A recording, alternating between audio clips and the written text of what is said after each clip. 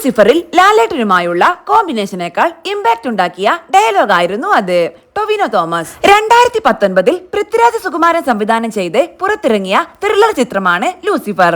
മുരളി ഗോപി തിരക്കഥ എഴുതിയ ഈ സിനിമ ആന്റണി പെരുമ്പാവൂർ ആയിരുന്നു നിർമ്മിച്ചത്. പൃഥ്വിരാജ് ആദ്യമായി സംവിധാനം ചെയ്ത ചിത്രമെന്ന സവിശേഷതയും ഇതിനുണ്ടായിരുന്നു. ലൂസിഫറിൽ മോഹൻലാൽ സ്റ്റീഫൻ നെടുമ്പള്ളി എന്ന രാഷ്ട്രീയക്കാരനായും ഖുറേഷി അബ്രാം എന്ന അധോലോക നായകനായുമാണ് എത്തിയത്.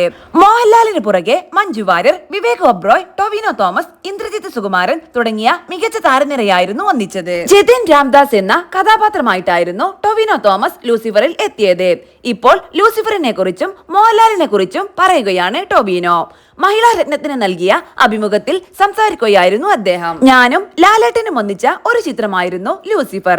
ഒരിക്കൽ രാജുവേട്ടനാണ് എന്നെ വിളിച്ചു പറഞ്ഞത്, ലൂസിഫറിൽ ഒരു വേഷമുണ്ട്, അത് ചെയ്യണമെന്ന്. മുരളിയേട്ടനെ പോയി കണ്ട് കഥ കേൾക്കണമെന്നും പറഞ്ഞു. കഥ കേട്ടപ്പോൾ എനിക്കും ഇഷ്ടമായി. അങ്ങനെയാണ് ഞാനും ആ വലിയ സിനിമയുടെ ഭാഗമാകുന്നത്. ലൂസിഫറിൽ ഞാനും ലാലേട്ടനും ഒരുമിച്ചൊരു സീനിൽ അഭിനയിച്ചിട്ടില്ല. പക്ഷേ അതിലൊരു രംഗത്ത് ഞാൻ പറയുന്നുണ്ട്, എന്റെ ചേട്ടനാണ് എന്നെ ഇവിടേക്ക് കൊണ്ടുവന്നത് എന്ന്. ഞങ്ങളുടെ കോമ്പിനേഷനേക്കാളും ഇമ്പാക്ട് ഉണ്ടാക്കിയ ഒരു രംഗമായിരുന്നു. എന്റെ ജീവിതത്തിലെ സന്തോഷമുള്ള മറ്റൊരു ഓർമ്മ സമ്മാനിച്ചതും ലൂസിഫർ തന്നെയാണ്.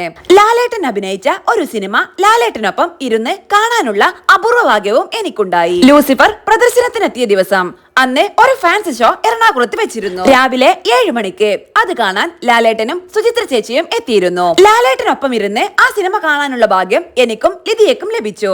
ആ മനോഹര നിമിഷം മൊബൈലിൽ പകർത്തി ഞാൻ സോഷ്യൽ മീഡിയയിൽ പോസ്റ്റ് ചെയ്തിരുന്നു. ടൊവിനോ തോമസ് പറഞ്ഞു.